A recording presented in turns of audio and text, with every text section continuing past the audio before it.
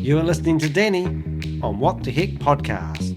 This is the place where I share my experience, knowledge and skills. How are you doing today? I'm very well, Danny. What That's good. the heck are we doing? That's it, What the HEK Podcast. You've come along to a live one here. So we don't tell anyone who you are and what you do until later on. So I have 12 questions. And they're out of a pack of 107. Should I hide my face then? Yeah. So they've been shuffled. I don't even know what they are. But we did actually have a committee once and we come up with 107 meaningful questions to actually ask people. Right. And technically there shouldn't be any bad questions in this. But if there is, you don't have to answer. It's all impromptu. So I start off with the first question. Where's the scoreboard? Oh, well, that's the customers below with the comments. So anyone that's got any tomatoes or anything like that, they can put tomato and throw it at you. Right. And it should be fine. Cool. Okay, let's see how fashionable you are. Is there anything that you wish would come back into fashion? Is there anything that would come back into fashion? Is there anything that you'd wish that would come back into I fashion? wish.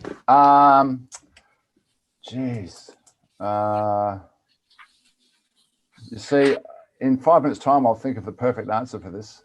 Can't think of anything off the top of my head. My clothes, maybe. Here's something I definitely wouldn't want to come back into fashion, and these are the clothes I used to wear in the 70s. Because when you ask these questions, you think, actually, I do remember the Starsky and Hutch jersey with you put your hand in the front and it had a big pocket in the front and normally had a stripe going down the side. Yeah. I don't wish that came back into fashion, though. I don't, I don't really pine. I don't know. No, I'm not sure. No, obviously fashion is not a big thing for you. As you can tell. 11 questions to go. Okay, this one could be an easy one, maybe not so easy to use at the moment. So what form of public transportation do you prefer? And it's given us 5 examples. We've got air, boat, train, bus, car. So something, what would you rather jump on? Let's pretend you're on a holiday. Obviously it depends. I mean, I do love flying, I have to say, and it's the part of that's the airport experience, and you're probably similar. I'll get to the airport 5 hours early because then I can block out a serious chunk of time and get some work done, and then if I'm on a plane, I'll be writing articles and offline, of course, and I find the whole flying thing quite productive, which is kind of sad because it's that I rate my quality time on productivity, but I tend to fly on my own if I'm going between here and Australia, for example. But if I'm on holidays, well, I don't know. I just find, I do enjoy being productive, and I do like the whole airport experience. You know, there's always nice people in the airport. Yeah, I used to relocate rental cars, and they used to fly me to a destination and then I'd drive it back to Christchurch. And I used to have this motto: it says any plane, anywhere, anytime. Right. Put me on it. Yeah, I can see you doing that as well, actually. No, love to be missing that at the moment, so it'll be interesting to see what happens when that and the border's up again. Yeah. All right, I know you work for yourself, so this may not be applicable, but you must have associates that you work with. So this is, how do you think your co-workers see you? Well, I'd say let's talk about a co-director, because I do have one business that I co-direct with a guy in Sydney. How does Stuart see me? As a pretty competent person in my own right. I'm not quite the I dotter and T crosser that he is, but we both laugh about that. And I say we only need one of us to be mad keen I dotters and T crosses. But we have complementary skills, so we have mutual admiration for each other's skill set. When we're together, he would see me as a fairly competent drinker, I guess. So is he based in Australia? Yeah. All right. Yeah. And my other co-workers on my other business are really sort of outsourced people, so I don't see them that much. I don't know. I think people see me as a friendly chap, you know. Because the other side of that question is a lot of people answer it how they want people to see them, not how they think they see them, which is quite cool. But I'm always looking out to see if people are reading me the wrong way or if I'm coming across the wrong way. But I think I tend to make people laugh a bit. So 9 questions to go.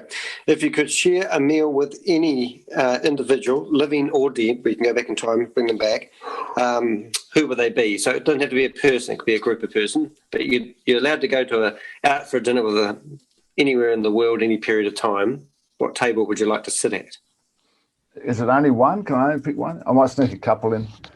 Well, look, I think Jesus would be a really cool dude, and that's not because I'm religious, but I think might like bread and wine. No, I think he'd be a lot cooler dude and quite different to the way it's depicted. As for someone who's living, now I can't think of his name. Donald Trump. I know, of course. Keith Richards. Keith Richards, without a doubt. Probably more than Jesus. Wow. I really respect Richards. I think he's a bit like a laughing Buddha these days. And I met someone who met him, who actually, and the stories you hear about him seem to be spot on. Like he's loves talking to anybody, and very wise. Great musician. Yeah. So definitely good stuff. Definitely Keith. All right, that's good. We're getting through the questions. If you could. Okay, this is sort of similar in a way, but if you could only eat one meal for the rest of your life, what would it be? Jeez. Every day. Well, it'd have to be a rounded meal with some fruit and vegetables and maybe some protein in there. So some sort of fish dish with salad and a bit of fruit on the side, maybe. Yeah, maybe ask a pet that seems to eat jelly meat every day and wonder how they get on, because they seem to do it, don't they? All right, so there you go. So we're going to you're looking for nutrition. That's good. Do you love or hate roller coasters? No, I love them actually. I've had 2 sets of 3 days both at the Disney parks in Tokyo. One a year and a bit ago and one about 3 years ago. And so my daughter, the first time around, wasn't up for the roller coasters. And these aren't, the roller coasters there aren't this. I haven't been on the super thrill ride roller coasters. These are more themed. I mean, they're still really good. But what makes them really good is the theming. So that you have like Big Thunder Mountain. So it's all decked out as an American pioneer kind of mining mountain, and you're going past old guys, make pretend guys are outside of their huts on their rocking chair, and it's fantastic. It's a whole experience. But the roller coaster aspect was awesome. So Elsie and I went on that ride a heap of times, and we worked out that the front of the roller coaster was way better than the back.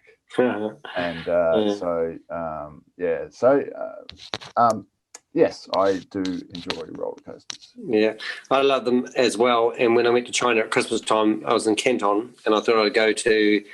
They had one that I think they had about 15 or 20 people on it, and it goes through water and through holes and all sorts of things. And it was really freaking. I'm glad I went on that one. And then after that, I thought I'd go on the one. It was a big arm one that 50 people sit on, and it goes just back and forth on a pivot. Yeah. My goodness, that made me feel sick. And then I was so sick that I couldn't actually get on any other roller coaster for the rest of the day because it was just too. But I just remember that feeling. It was just shocking. And they don't sort of put belts on there. They just put those metal hard thing over you, and you just think this doesn't feel safe, Well, one I think is humorous story. When I was early 20s, I was at uni. Sharing house with a really good mate of mine, and we said, let's go to the Adelaide show. So that's where they had some rides and stuff. And I knew there's one ride that was just the hell ride. It was just horrific. And I was at that age where I liked horrific rides. And I said to Phil, oh, look, we could go on that ride. He said, oh, no way am I going on anything like that. And I was just like shattered. I thought, in my head, I'm thinking, I thought we were going to do rides. So I thought, I've got to get him on this ride somehow. So I just played it right down, and then I said, oh, look, we could go on this ride. It looks scary. It's not really that bad. He said, oh, okay. And I'm not, we're talking about everything else but, right? I couldn't believe he hadn't tweaked on the fact that I was completely bullshitting him. And we finally got in the carriage. I still hadn't said anything. We shut the door. I still didn't say anything. We moved on one, and I looked at him and I said, Phil, this is absolutely the worst ride of this show. He went, "You kidding me?" I said, no, mate, this is... Oh, mean. That'd be awful. Oh, because I terrified that they terrified the living Jesus out of you, even if you do like him. Let alone if you don't want to. Well, we would play tricks on each other a lot, but yeah, that's a mean one. That one. All right, that's good. Anyway. Let's find another one. What's the most? Oh, here we go. Oh, well, that should be interesting. What's the most daring thing you've ever actually done? Daring thing. Most people say skydiving. I'll take that one out of the equation if you like. Smashing any cars?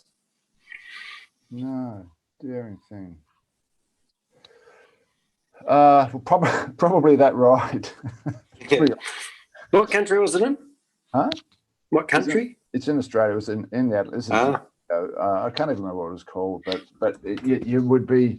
It had like 8 arms, and it had 3 styles of motion, so it was completely random. You were spinning this way and that way and up and down, and so you'd be like washing machine. Vertically going straight towards the crowd, and then you'd go away and you're just spitting out. Oh, it was just ridiculous. Yeah, no thanks. Yeah. I had offered to do bungee jumping, but I've actually never taken it. I would never do it. No, yeah, I just don't like the idea of my eyes bulging out of their sockets and the retinas of my eyes just detaching and all that sort of stuff doesn't appeal to me. Even funny enough, because I don't even else. I'm at the age now where I don't need to do thrill-seeking stuff. 35. Right. A bit of a business question. Are you doing what you want to do right now? Am I doing what I want to do? Yeah. Yes. Well, there's nothing I want to do that I'm not doing. I don't, I think ultimately we want to find our life purpose and have that as part of the work. And I'm not convinced I'm fully there, but I do believe that the path that I'm on is taking me there. So, Interesting question though, isn't it? Because if you're theoretically a goal setter, you want to be here, so you're never really quite there anyway. But you've got goals, and you're always setting yourself up for something new, ain't you? Well, no, I don't. I find it really difficult to set goals, because goals to me seem very hard, right? I'm going to have $30,000 per month, or whatever it is, or I'm going to have this sort of business with this sort of number of employees, and to me, when I'm sort of creating like a visualization about what I want, it's much more about the state of mind, or how I feel, the type of people I'm working with, the outcomes that are happening. I can't necessarily see exactly what it is, but I just find doors open up and things like, if you said to me 10 years ago, this is what I'm doing now, and back then, if you'd said to me 10 years before that, I'd be doing this, like it would never, I wouldn't believe you, So I do, and I enjoy that meandering. So I'm more about the journey than the destination. Good stuff, man. That's cool. Yeah. Where would you like to get your clients from? Where would I like to get my clients from? Yeah. Oh, I don't know. I want to ask the next question. Of clients that I still haven't found yet. There's a whole bucket of them. I go, Richard, where are you? Where are you? I don't know. Where would I like to get? I'd just like to get them, and that's really, I guess, that's what I'm working on at the moment with various email streams, and I'm actually just organising a work retreat. I'm going away for 4 days in an Airbnb, not that far from here actually, about half an hour, 40 minutes away, and I'm going to lock myself away. This is really good. A new camera that actually works with video, so I've got to set up, and because I just find, I can record videos here, but it's just, I get distracted, and if I could just focus on and get a whole lot of little videos done for courses and emails and whatever, and you want to get one of these babies, mate. I'll show you this. Have you seen one of those? Oh, that's an audio. It's a what do you call a pocket Osmo, but when you turn it, and it's 4K as well. So when I travelled, like in India, they were confiscating everyone's cameras, and they didn't know what this was. So I just walked around with it like that when I was doing 4K videos. Yeah, cool. Yeah. Okay, it's good. I'll put my toys away. Show and tell. Forgot about that. What's your purpose? Okay, here's a goodie. What is your life purpose? What is my life purpose? Get on the HEK Podcast. That's it. You've made it, mate. You're I've made famous. it. And what's my? I don't know. Well, that's. I think one of the purposes is to find out what your life purpose is. Sometimes I think asking people why they get out of bed in the morning is usually a good one. That sort of gives them. Well, I get out of bed because I've got tasks that I want to achieve. Yeah. My job list, but that's my life purpose. I mean, I don't know. It's an intersection between using skills that I have, and that I enjoy doing because I'm good at them and they seem to make sense, and creating stuff that helps people in some way and also generates an income and gives me a sense of fulfillment and gives me a few positive accolades back. Now, that's very general. But educator? Like an educator? Yeah, I definitely see myself. Well, I've been a teacher all my life, and I definitely see myself as an educator, whether I'm working with teachers or not. And that's the thing that frustrates me, I guess, in the whole digital marketing space is everyone's meant to be educating, but so much of it's just bullshit, And even people I have respect for, they still do things that are just slimy, and I just slimy. What's the word? No, serious. So anyway, definitely educating. Right. 2 more questions. Second to last is, what's the longest you've gone without sleep, and why was it? Oh, the longest I've gone without sleep. I don't know, probably 2 days. Why was it? I think it might have had something to do with an all-night party. Mm-hmm. So when you're at a party and you see the sun coming up, you go, oh, no, I didn't sleep. I have to wait another 12 hours before I get any chance to. Yeah, something like that. It's really bizarre when you go without sleep. Mind you, lack of sleep is a bit of a mind. It's a bit of a mind thing. Like I remember before, because I did have periods of time where I was not sleeping a bit, or pushing those boundaries, and then you go, it's a bit of a mind over matter thing, Whereas before that's, I haven't had my 8 hours sleep, and you're droning on all day. How many do you need to have? Well, more than I used to. Probably, I can probably get by with it. It's quality of sleep. It's a quality of sleep. When you have a cat, likes to disturb you. 20 hours a day. Probably. I reckon if I have 5 hours of really good quality sleep and then a few hours just, half sleep, I'm okay. So I went to bed about 2:15 last night, and then I laid in bed trying to sleep. I couldn't, so then I turned TV on, watched it till about 10 to 3, I suppose, and then got up at 7. And it's like sometimes I feel a bit shot today. Yeah, the brain's not sparking very well. And I think people notice it with me when I'm running my meetings, whether I'm sparking or not, or funny or witty or just brain dead. I do have some ambient music which can work if I'm sometimes I just can't stop thinking or there's the cat's making too much noise or whatever, and I'll wait there to stick something on repeat for just it's like 40 minutes worth, and then it stops, and that can not, because I can actually focus on that rather than thinking about whatever I'm thinking about. So good thing. How many languages do you speak? That's the last question. English and Australian. Australian. And a tiny bit of Indonesian and a tiny bit of Japanese, but not enough to call me a language speaker. Now, one of our members of Elite Six said that everyone speaks 2 languages. And I went, oh, yeah. And he said body language. And I went, good one. Oh, that was quite cool. So I can say that because there's no language for dyslexia. I'll tell you that now. Yeah. All right, Richard Andrew, tell us who you are and actually what you do. Who am I? Well, that's probably for others to say. I am an Australian. Sorry? I can speak Australian if you want me to, but I'd have to swear every third word, so we better not do that. Don't you just do that? That's waving.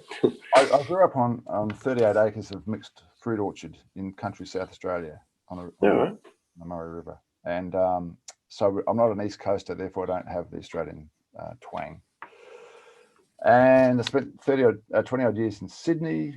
I was a teacher, got into teaching, and then got into professional development of teachers, so running courses for teachers. Mind you, that in between the teaching career, I had a lot of. I can only ever do 6 years on the same thing. So I did 6 years, and he had a year off. I ended up at Ururu, working in the centre of Australia in hospitality. I was doing bar work. I went up in Darwin. I was back in Adelaide doing hospitality and relief teaching and tutoring, so I was quite nomadic. I went overseas, did the Southeast Asian, backpacking thing. And I kept coming back to teaching. I did a lot of casual teaching in 3 different states around Australia, and so I got a pretty good taste of it. And yeah, I was more interested in the craft of teaching rather than the actual teaching, and ended up doing a lot of maths teaching. So I've got, don't get me started on my views on how maths teaching is better taught. But so then I got in 2007, I started running courses with teachers, and then 2009 I started creating online courses, and that was under another company's umbrella. Yep.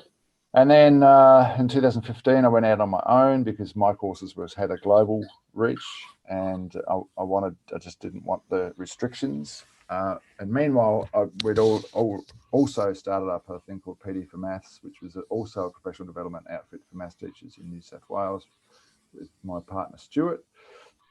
So there's two of those things running side by side there, and in between I was doing some part-time work in a school and blah blah blah. So I've been mostly in education, but more recently, because once you go out on your own as anything like that, you're suddenly a marketer, which no one tells you this. You just think, oh, I wonder how I'm going to sell these things. So I had like 4 years struggling trying to work out the whole digital marketing space, and never doing it. It's really tough doing that on your own. And then in December last year, I sort of got into the affiliate marketing game and had a look at that, and learnt a whole lot of learnt the way some of the digital marketing stuff should work, and that's been useful for my actual business in a way that I didn't expect. And yeah. So I'm in the process now I really like the idea of creating digital assets, because I've created like 20 fully fledged mega kind of online courses for teachers, 7 of my own and a lot 13 for other people, other sort of collaborators. So I reckon that's where it's at the moment. Actually, digital assets is really where it's at. There's lots of things that exactly, and it's passive income as well. Yeah. So I enjoy once you've done it, creating them and then putting them together and working out how to market them and have upsells and all that sort of stuff, which I've never known before. So that's sort of what I'm dabbling with. And one of the things and on that front, I'm actually working with generating guided manifestation meditations, which is kind of, you might think, oh, what the hell? I know you know about that, but because I've sort of been doing that myself for years, and how it happened was I was, when you're in the online space and you're doing the entrepreneur thing, you sign up to different people, and so you're in their email threads and you're seeing what other people are doing. And this guy who I do respect, he definitely he's really about helping people earn more money in their work, and is much less shady than most. Right. Like this guy coming on. Anyway, he was doing some money manifestations at the end of these Zoom calls, and then just putting them out, like, and asking people for money. The Zoom quality of audio is this one's okay, but normally it's really rough, and there's no music or anything, and he's selling these things, and I was wanting to use them, but I couldn't use it. So I actually put music to it, and I thought, it'd be better if I just did my own voice, because I wanted to listen to this, and it was easier for me to listen, because I can't listen to a meditation if the audio is crap. Yeah, and it's amazing what people start meditating on crap audio. It's amazing what people put up with if the guy is deemed as a worthy person. And I'm thinking, and so I did a couple of these for myself. I thought, actually, these are pretty good, So then I set up a beta tester site. I've generated some, got really good feedback. So look, I don't, who knows how it's going to go, but I know the stuff works. So that's a classic example of a digital asset and putting it together. Because you've had a personal story with that as well, because you used to be a very bad stutterer, didn't you? Yeah. Is that right? And you've overcome that by meditating. And I forgot what you said, but something about you said your brother does and you don't now, but you've convinced yourself that you don't have to stutter. You've a different mindset on it. I've forgotten the story. I'll do the abridged version. So I've finished high school, and I'm a kid who's quite popular. Could have been head prefect, but would never go there because there's no way I was going to make a speech. Because, classic example, I had 12 kids who I all knew really well in my geography class at year 12, and we had to give this little 5-minute talk about something. I could barely get a word out, like insane. Because my brother was always a stutterer, and I learnt to stutter while I was a stutterer. But I turned it into a hesitancy. So in one-on-one, I wasn't much different to now. But if you put pressure on me, I would know the words that I was going to stutter on, so I would just stop until I could get them out. So if you put a lot of pressure on me, I don't talk. Because there's nothing I can say. Become an observer. Yeah, instead. Exactly. And so I decided to go into teaching. Like, what was I thinking? It's insane. And of course, pressure really came on after 6 months, because I'm about to head into teaching situations, and I'm going, all right, So I ended up in a psychologist's chair who did some diagnosis, and then told me, Richard, this will sound like a bit of a con job, but the only reason you have a problem is because you think you have a problem. And it was like I never even thought about like why I had a problem, or I just had a problem. And then and I said, well, that's all fine, it's amazing, but what do you do about it? And she said, well, she called it hypnosis, but really it was creative visualization. And so we did some sessions with her, and then she taught me a technique which is guided meditation, but I was just doing it in my mind, and it was simply relaxing. I'd never done this before. This is like a country boy, really straight down the line, played sport, and I'm now meditating, right? Back in 1977 or something. But she said she was working with VFL footballers in Victoria. This is in Adelaide, and she had friends who were VFL, and she was helping them get healed just with this over the phone. I knew this powerful stuff. So anyway, but what I was doing was visualizing the next semi-stressful situation and seeing myself do fairly well in it, like better than normal. Right. And then go the next one, and I was doing this for a while, and it wasn't working. I went back to her and said, look, it's not working. And she said, look, this sounds like the biggest con you've ever heard, but if you don't believe it will work, it can't. And that was my next. From then on, I just got better and better, and I was fine. So, well done. Let's go away. Yeah, and that's the other thing. I thought, well, I know this stuff works, and so anyway, I've been. Scientifically, they reckon that we use 1% of our brain. Some use less, but if you unleash some of the potential of the brain that's harnessed, potentially, who's to know? I mean. Of course, all the people trying to call me, all the sorry, trying to talk on. Over to you. Yeah, it's all good. We'll leave it there anyway. Now, if people want to find you, I know you're a member of Elite 6, so that helps, but do you have a website address? Because I was trying to find stuff out about you the other day, and it's pretty hard to find, because I found you learning stuff. Well, then I found your email address and the domain didn't work. So how do we find you if we want to do it? Okay, well, yeah, so, and that learnimplementshare.com is the education base, but the people, like I've joined Elite 6 not thinking that anyone's going to jump on one of my courses, because it's not, Elite 6 is not for an education. It just, So I'm sort of building up slowly the personal brand thing, which will make, so the Richard Andrew Now will end up being a website. I haven't built it yet, but I haven't got enough assets yet. So that'll be like the meditation stuff will be on a link to the meditation site will be on there. But there's other things like I want to have a course on, for people like me, how to put all this stuff together, how to build these assets, and how to put them on the web and in a way that really makes sense and is slick, and then also just other stuff that can help people earn some money. So Once that's done, I'll build that website. But the personal brand thing is where we're going. My partner Helen obviously is a photographer, but